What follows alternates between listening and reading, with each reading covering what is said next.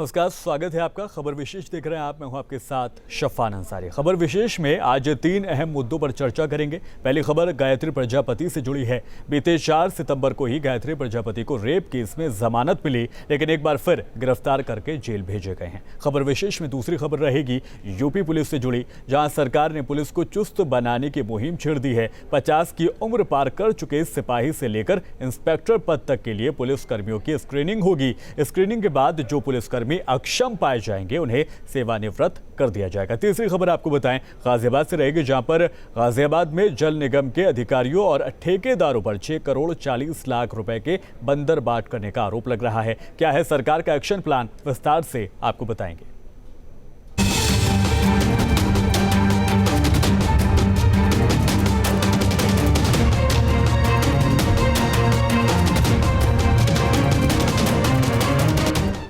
तो अखिलेश सरकार में कैबिनेट मंत्री रहे गायत्री प्रजापति की मुश्किलें कम होने का नाम नहीं ले रही हैं। एसपी सरकार में मंत्री रहे गायत्री प्रजापति की अकूत संपत्ति का खुलासा हुआ है। गायत्री के बेटे से ईडी ने पूछताछ की है। पूछताछ में ही अकूत संपत्तियों का खुलासा हुआ है। बता दें कि गायत्री प्रजापति का लखनऊ से पुणे तक साम्राज्य फैला हुआ है। शेल कंपनियों के जरिए ये प्रॉपर्टी खरीदी गई है। बता दें कि गायत्री प्रजापति एसपी सरकार में मंत्री रहे हैं। ईडी सूत्रों के मुताबिक गायत्री प्रजापति और उनके परिवार से जुड़ी 15 कंपनियों के सुराग मिले हैं। इनमें 11 कंपनियां पूर्व मंत्री के नाम पर बताई जा रही हैं। बाकी 4 कंपनियां पत्नी और बेटे अनिल के नाम पर हैं। इसके अलावा ये भी पता चला है कि बेटे की कंपनी एमजे कॉलोनाइजर्स ने लखनऊ में बड़ी खरीद की है। एमजे कॉलोनाइजर्स ने लखनऊ के मोहनलालगंज में 110 बीघा जमीन खरीदी। इस जमीन की वर्तमान कीमत 1 करोड़ रुपए प्रति बीघा बताई जा रही है। ईडी की पूछताछ में अनिल प्रजापति ने पुणे में महंगा रॉ हाउस खरीदने की बात भी कबूली है।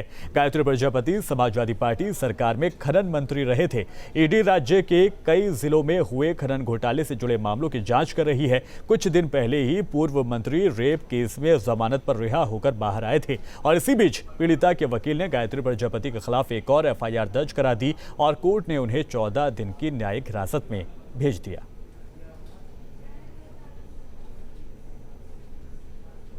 पूर्व मंत्री गायत्री प्रजापति की मुश्किलें अब और भी ज्यादा बढ़ती हुई नजर आ रही हैं। गायत्री प्रजापति पर अब ईडी का शिकंजा कसता हुआ दिख रहा है, क्योंकि गायत्री प्रजापति के बेटे अनिल प्रजापति से ईडी की पूछताछ में कई अहम और चौंकाने वाले खुलासे हुए हैं। ईडी की जो पूछताछ हुई है उसमें गायत्री प्रजापति की अकूत संपत्ति का पता चला है। ये बात सामने आई है कि गायत्री प्रजापति ने लखनऊ से लेकर पुणे तक अकूत संपत्ति जमा की है। जो पूछताछ हुई है उसमें ये जानकारी सामने आई है कि गायत्री प्रजापति ने लखनऊ में 100 बीघे जमीन खरीदी है, जो कि इनकी पत्नी के नाम से है। इसके अलावा पुणे में रो हाउस खरीदे गए हैं। हालांकि इन जो पूरी संपत्ति है इसका ब्यौरा कितना है, ये इस बात की ईडी अभी जांच कर रही है। देखा जाए तो गायत्री प्रजापति अभी जेल में है और जिस तरीके से ईडी की पूछताछ चल रही है, माना जा रहा है कि आने वाले समय में इससे पूछताछ में कुछ और भी अहम चौंकाने वाले खुलासे हो सकते हैं। वीडियो जर्नलिस्ट सैफुल हसन के साथ अविनाश सिंह, न्यूज स्टेट, लखनऊ। और प्रजापति को लेकर राजनीतिक प्रतिक्रिया भी आपको सुनाते हैं। भ्रष्टाचार रूपी शतरंज के बिसात पर गायत्री प्रजापति मोहरे मात्र थे। असली खिलाड़ी तो मुख्यमंत्री अखिलेश यादव जी थे। अकेले गायत्री प्रजापति को ही क्यों, उस समय तमाम मंत्रियों को, तमाम समाजवादी पार्टी के लोगों को लूट करने की खुली छूट थी। आप सबको याद होगा कि किस तरीके से भ्रष्टाचार के आरोप में स्वयं अखिलेश यादव ने गायत्री प्रजापति को बर्खास्त किया। देखिए, जब तक कोई भी चीज कानून सम्मत सामने नहीं आ जाती, उस पर कोई भी टीका टिप्पणी उचित नहीं। नंबर 1, अपराधी हो, इल गॉटन प्रॉपर्टी हो, सबके सबको जब्त होना चाहिए। सरकार सबको जब्त करे और जब्त करके बताए। आंकड़े और हेडलाइन मैनेजमेंट ना करे तो ज़्यादा बेहतर है। ये सरकार सिर्फ आंकड़े और हेडलाइन मैनेजमेंट करके रोज की रोज अपनी सरकार को बचाने की कवायद भर कर रही है। और निखिल शर्मा संवाददाता लखनऊ से हमारे साथ लाइव जुड़ गए। निखिल शर्मा, क्या कहेंगे कि बेटे अभी और राज उगलने वाले हैं गायत्री प्रजापति के?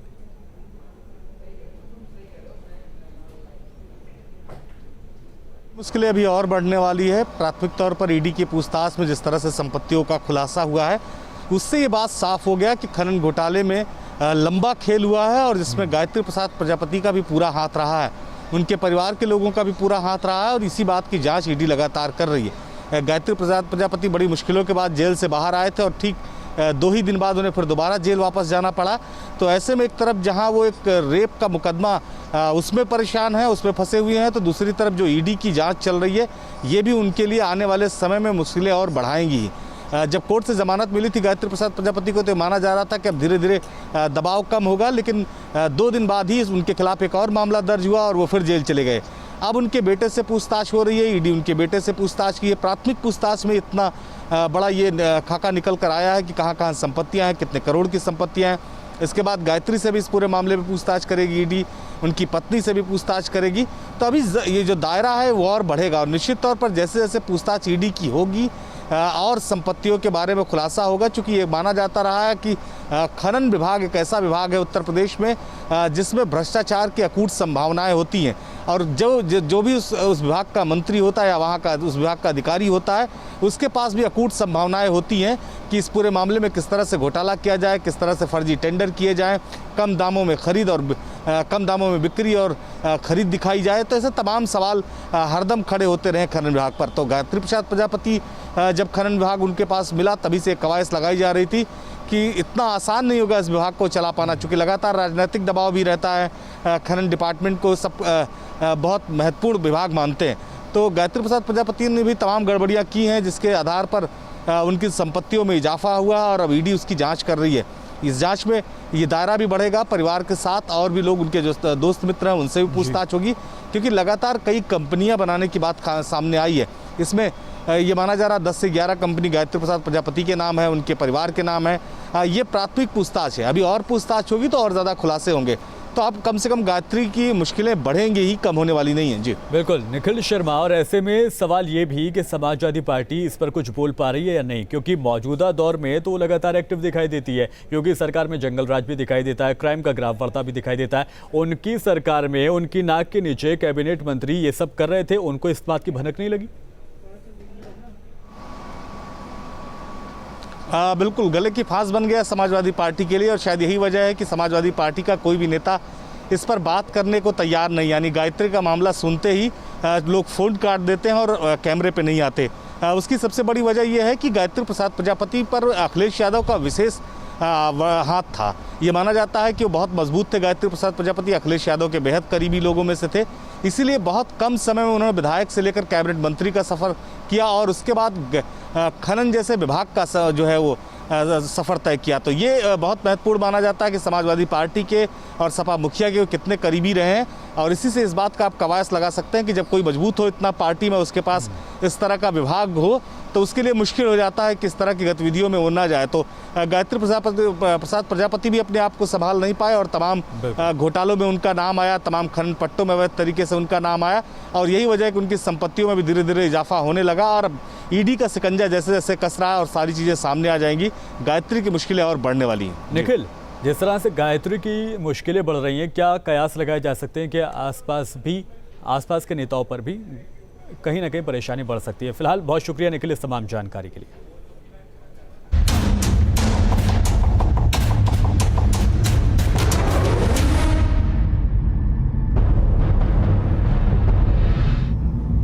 और कानपुर में लव जिहाद का एक और सनसनीखेज मामला सामने आया। मुस्लिम युवक पर युवती का धर्म परिवर्तन कराने का गंभीर आरोप लगा है। आरोपी पर धर्म परिवर्तन करने के लिए महिला को बीफ खिलाने का भी आरोप लगा है। पीड़ित का ये भी आरोप है कि अश्लील वीडियो बनाकर उस पर धर्म परिवर्तन का दबाव बनाया गया। मौलवी के साथ संबंध बनाने का दबाव बनाने का भी गंभीर आरोप लगाया गया है।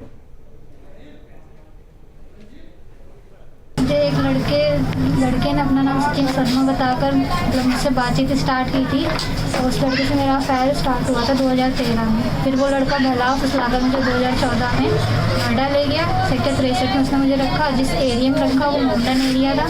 स्टार्टिंग में तो मतलब उसने अपना नाम सचिन शर्मा बताया था, लेकिन फिर धीरे धीरे उसकी एक्टिविटी में मुझे डाउट हुआ और एक दिन मैंने उसको मस्जिद में जाते हुए देखा। जिस मकान में रहते थे उसके सामने मस्जिद थी, वहाँ पे जाते हुए देखा। तो जब उससे पूछा कि तुम मस्जिद में क्यों जा रहे हो, तो उस लड़के ने मुझे मारा पीटा और मेरा वीडियो बना लिया। फिर एक दिन वो उस मस्जिद के मौलवी को लेकर आया कि मौलवी को तुम्हें खुश करना है। एक बार मतलब जैसे तैसे करके वहाँ से, और ये हमेशा मतलब मुझ पर दबाव बनाता था कि तुम्हें धर्म परिवर्तन करना है, तुम्हें मोमडन बन के रहना, और मैं भी एक मोमडन हूँ।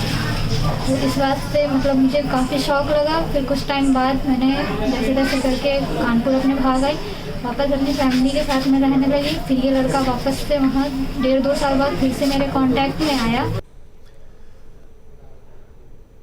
और अमित सिंह हमारे संवाददाता लाइव हमारे साथ जुड़ गए। अमित सिंह, कानपुर से ये कोई पहला मामला नहीं है, लगातार इस तरह के मामले सामने आ रहे हैं। आखिर पुलिस क्या कर रही, क्यों नहीं ऐसे लोगों के ऊपर कार्रवाई हो रही?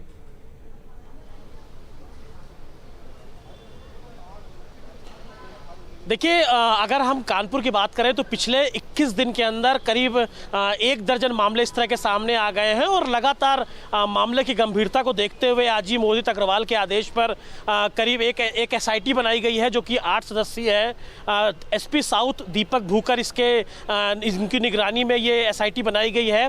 लगातार मामले आ रहे हैं, और ये मामला अब तक के जितने मामले आए हैं उनमें सबसे गंभीर मामला है। और जिस तरह के आरोप युवती ने लगाए हैं कि बाकायदा उसको प्रतिबंधित बीफ खिलाया गया, उसके साथ मौलवी के सामने उसको लाया गया और उससे संबंध बनाने के लिए दबाव बनाया गया, तो ऐसे कई मामले हैं, कई आरोप हैं जिसको लेकर लगातार शक गहराता जा रहा है कि क्या कोई संगठित गिरोह है जो इस तरह के काम कर रहा है। और सिर्फ कानपुर में ही इस तरह के मामले लगातार सामने आ रहे हैं। इतना ही नहीं, कुछ दिन पहले मेरी आपसे बात हुई थी तो हमने कहा था कि बाकायदा फंडिंग की भी को लेकर भी जांच की जा रही है कि आखिर क्या इन लोगों को कोई फंडिंग हो रही है, सोची समझी साजिश है क्या इसके बीच। इन सारे तमाम पहलुओं पर बाकायदा जांच चल रही है। और ये जो मामला आया है, इस मामले को लेकर जो आरोपी है शिबू अली, जिसका नाम बताया जा रहा है, जो अपना नाम पहले सचिन शर्मा बताता था, उसको फिलहाल पुलिस ने गिरफ्तार किया है। लेकिन उसके ऊपर अभी हत्या के प्रयास का मामला दर्ज किया गया है, क्योंकि लड़की ने बताया कि उसके साथ मारपीट की गई थी, उसको चाकू से बाकायदा उसके ऊपर हमला किया गया था। लेकिन अब जिस तरह के ये आरोप लग रहे हैं, इन आरोपों के बाद पुलिस बाकायदा इसमें और मामले, इसके ऊपर और गंभीर मामले दर्ज करने की तैयारी में है। लेकिन यकीनन कहीं ना कहीं एक सोची समझी साजिश लगती है, क्योंकि जिस तरह लगातार मामले सामने आ रहे हैं वो पुलिस के लिए भी चिंता का सबब बनते जा रहे हैं। बिल्कुल, बहुत शुक्रिया इस तमाम जानकारी के लिए। तो कानपुर में फिर से लव जिहाद का मामला सामने आया है। हालांकि कहने वाली बात यह भी है कि STF और SIT लगातार उत्तर प्रदेश सरकार में बंद जरूर रही है, लेकिन नतीजे कोई खासे हाथ नहीं लग रहे।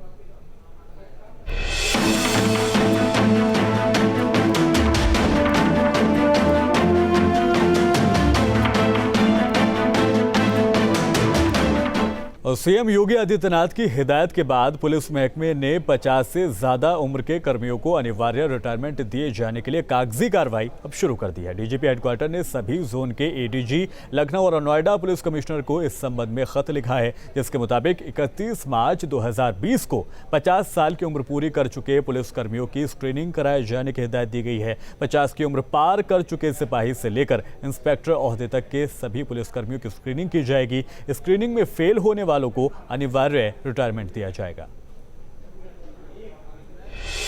उत्तर प्रदेश की योगी सरकार ने पुलिस डिपार्टमेंट की छवि को साफ सुथरा बनाने की कवायद शुरू कर दी है। योगी सरकार की इस बड़ी कार्रवाई से माना जा रहा है कि अब सभी भ्रष्ट पुलिसकर्मियों पर गाज गिर सकती है। बताया जा रहा है कि आदेश के तहत 30 अधिकारियों की लिस्ट तैयार हो चुकी है, जिसमें 17 समीक्षा अधिकारी, 8 अनुभाग अधिकारी, 3 अनुसचिव और 2 उप सचिव शामिल हैं। ये सभी किसी न किसी मामले में जांच में शामिल रहे हैं।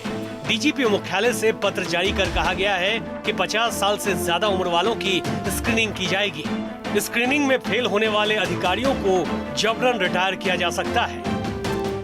मेरा ये मानना है कि रिवार्ड और पनिशमेंट का जो प्रोसीजर है वो बहुत सख्ती से लागू होना चाहिए। जो अच्छा कार्य करे उसको तत्काल पुरस्कृत करिए, जो गलत कार्य करे, भ्रष्टाचार में लिप्त हो, उसके विरुद्ध कड़ी कार्रवाई कीजिए। अब इनके खिलाफ सबूत इकट्ठे किए जा रहे हैं। जल्द ही इन्हें सबूतों के आधार पर जबरन सेवानिवृत्त कर दिया जाएगा। DGP मुख्यालय ने पुलिस की सभी इकाइयों के प्रमुखों, IG रेंज और ADG जोन के सभी वरिष्ठ अधिकारियों को एक लिस्ट तैयार कर भेजने का आदेश दिया है, जिसमें सभी भ्रष्ट और नकारा पुलिसकर्मियों का नाम शामिल होगा। साथ ही इस कार्रवाई के दौरान ये बात ध्यान रखी जाएगी कि सभी की उम्र 31 मार्च 2020 को 50 साल की हो चुकी हो। स्क्रीनिंग की योजना पहले ही लागू की गई थी, लेकिन पहले सख्ती के साथ इसको लागू नहीं किया गया था। हालांकि माना जा रहा है कि मुख्यमंत्री के निर्देश के बाद एक बार फिर से पुलिस विभाग में स्क्रीनिंग शुरू होने वाली है और इस कार्रवाई की जद में बहुत से पुलिसकर्मी आ सकते हैं। वीडियो जर्नलिस्ट सैफुल हसन के साथ अविनाश सिंह, न्यूज़ स्टेट, लखनऊ।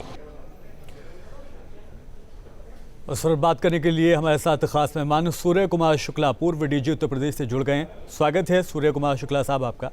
सबसे पहले सर आपसे यही सवाल, क्योंकि 2019 में भी हमने देखा था जब उत्तर प्रदेश की सरकार ने कागजी कार्रवाई शुरू की थी, लेकिन अमली जामा तब भी नहीं पहनाया गया था। क्या लग रहा है इस बार अमली जामा पहनाया जाएगा?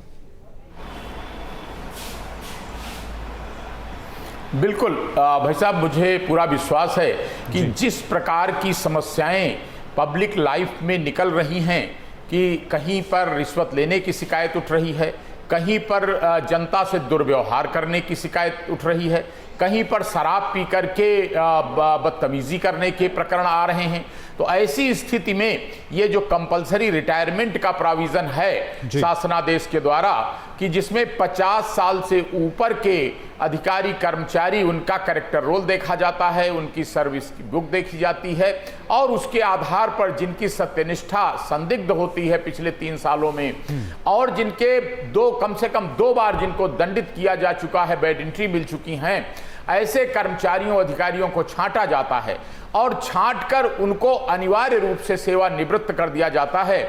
और मैं समझता हूं कि ये जो कदम सरकार और पुलिस विभाग उठाने जा रहे हैं ये आवश्यक भी है, उपयोगी भी है और जनहित में है, क्योंकि जनता यही चाहती है कि ऐसे पुलिसकर्मी हों जो जनता के लिए अच्छा व्यवहार करें, जनता में ईमानदारी से काम करें, तो जनहित का कदम है। दूसरी ओर पुलिस विभाग की दृष्टि से भी ये बहुत उपयोगी कदम है, क्योंकि इससे विभाग को अपनी छवि और अच्छा करने में मदद मिलेगी।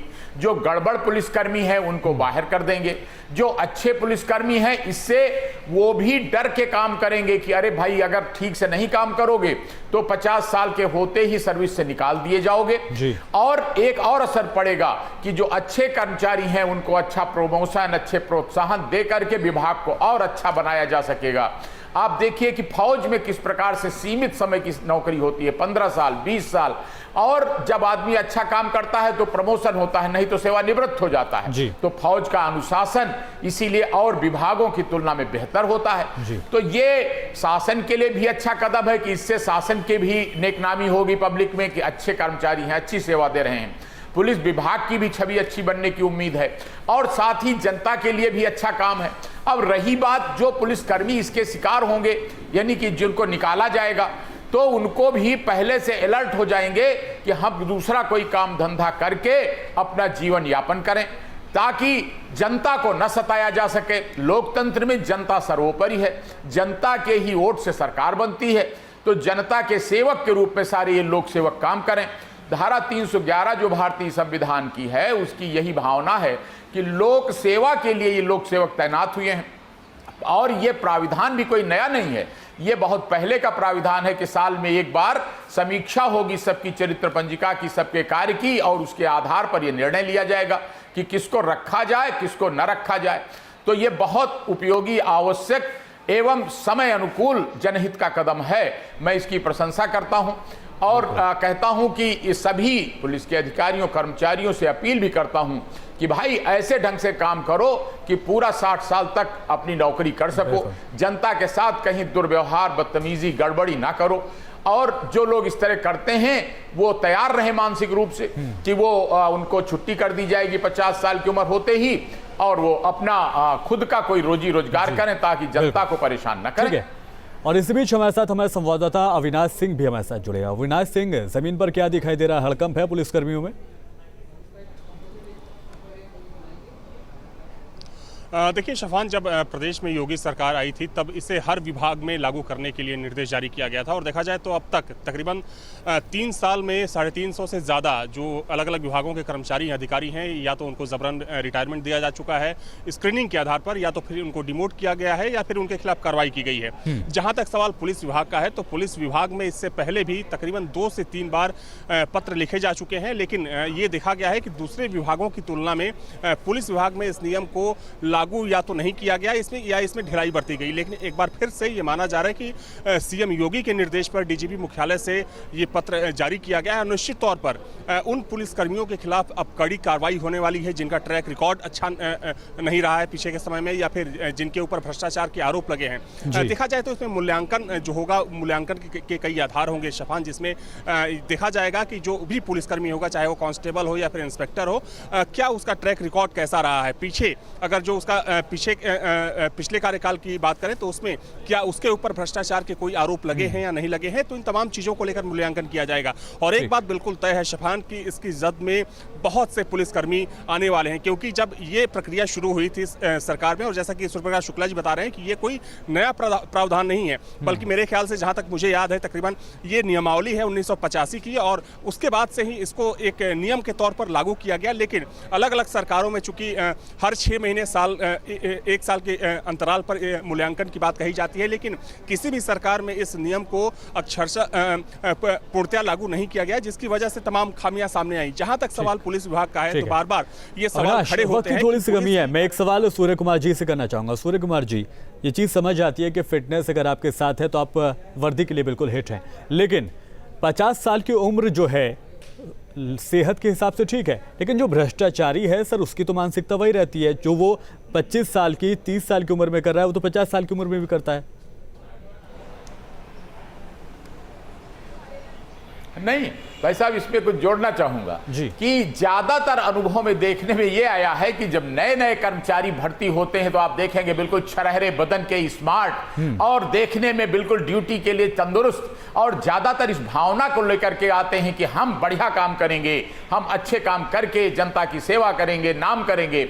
लेकिन अफसोस की बात यह होती है कि परिस्थितियों से टकराकर, और पुलिस विभाग में तो एक विशेष बात है कि अपराधियों की सोहबत के कारण, लगातार अपराधियों से डील करने के कारण उनके व्यक्तित्व का क्षरण होने लगता है, और उनमें जैसे कहते हैं संगति ही गुण होता है, संगति ही गुण जाए, तो वो उनके ऊपर कुसंगति का, अपराधियों का असर पड़ने लगता है। और इसलिए धीरे धीरे वो हिस्ट्री सीटर के घर में खाना खाना, बदमाशों से पैसा वसूलना और बदमाशी करने के लिए प्रेरित कर देना, इस प्रकार की घटनाएं करने लगते हैं। वो धीरे धीरे क्षरण होता है। इसलिए ये बिल्कुल ठीक बात है कि 50 साल की जो उम्र रखी गई है वो बहुत सोच समझ के रखी गई है। और एक और बात बताऊं कि जैसे आप चाहते हैं कि आप अपने बाग बगीचा को बिल्कुल सारे पेड़ पौधों को छटाई करके बढ़िया बाग तैयार करें, उसी तरह शासन और जनता, पुलिस विभाग सबके लिए आवश्यक है कि जो उसमें गड़बड़ी, बेईमानी, बदतमीजी करने वाले लोग हैं उनको बाहर कर दिया जाए और अच्छे अच्छे लोगों को आगे बढ़ाया जाए, ताकि बेहतर प्रशासन, बेहतर शासन का नमूना जनता के लिए पेश हो सके। कुमार शुक्ला जी, बिल्कुल उम्मीद करेंगे जो सरकार चाह रही है, जैसे मंशा है, वो जमीन पर उसी तरीके से काम करे। बहुत शुक्रिया आपने हमसे बातचीत की, न्यूज़ स्ट्रीट के साथ आप जुड़े। अविनाश सिंह, आपका भी बहुत शुक्रिया। तो हमारे संवाददाता भी जुड़े हुए, तो देखना यही होगा कि जो पॉलिसी आ रही है जिसके ऊपर काम लगातार किया जा रहा है, जैसा कि हमारे संवाददाता बता रहे थे कि लगातार नियमावली 1985 से लगातार चली आ रही, वो अलग है कि राजनीतिक वजूहात रही हैं जिसकी वजह से वो टलता रहा है।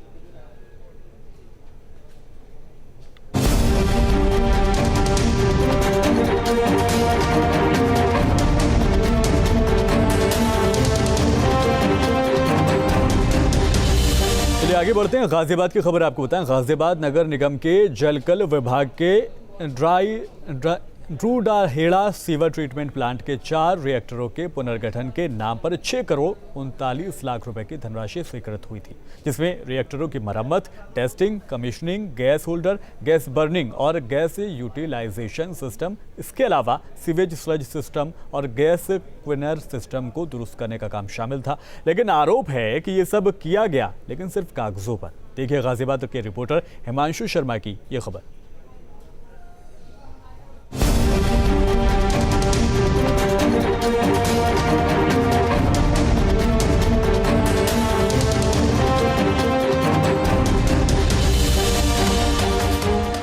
गाजियाबाद नगर निगम का दफ्तर फिर सवालों के घेरे में है।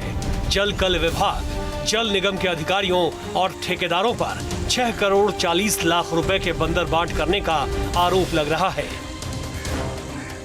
ये लोग कागजों में इस पैसे को खा गए हैं। अच्छा, क्या स्थिति है इस समय प्लांट की? अब तो स्थिति बहुत गंभीर और बदतर हो चुकी है कि समय समय पर जो लोग इसमें अंदर रह रहे हैं, काम कर रहे हैं, मुझे तो नहीं लगता वो इस प्लांट को चलाते भी है। बारिश के समय में इतना पानी बाहर आ जाता है कि उस पानी को इतना कॉलोनियों में वो ओवर भर जाता है, वो लोग मोटर भी नहीं चला पाते हैं। अब जरा इस सीवरेज प्लांट की हालत देख लीजिए। आरोप है कि सीवरेज ट्रीटमेंट प्लांट के रखरखाव और मरम्मत के नाम पर करोड़ों रुपए लिए गए, लेकिन कोई भी काम समय पर पूरा नहीं किया गया है, जिससे प्लांट की हालत और भी खराब होती चली गई। अब जांच के लिए टीम गठित करने की बात की जा रही है। ये रिपोर्ट आने के बाद ही बता पाएंगे। अभी तो जैसा आपको पता चला है वैसे ही मुझे पता लगा है, इसलिए इसकी जांच कराना आवश्यक है। पहले भी जांच इसमें शायद एक बैठी गई थी, उसी जांच को हमने कंटिन्यू भी कराने के लिए कहा है। तो एक बार इनिशियल रिपोर्ट आ जाए, इनिशियल रिपोर्ट आने के बाद में हम उसमें बता पाएंगे कुछ। सर, क्या कोई कमेटी बनाई गई है जांच के लिए? गाजियाबाद नगर निगम घोटालों के लिए कुख्यात है। गाजियाबाद नगर निगम में पहले भी कई घोटाले सामने आ चुके हैं। वहीं अब विजयनगर इलाके के डुंडाहेड़ा में बना सीवरेज प्लांट सवालों के घेरे में है। सीवरेज प्लांट की मरम्मत के नाम पर बंदरबांट हुआ, लेकिन आरोपियों पर एक्शन कब होगा इसका इंतजार है। गाजियाबाद से हिमांशु शर्मा, न्यूज स्टेट। और खबर विशेष में अभी के लिए इतना ही। आप बने रहिए न्यूज स्टेट के साथ।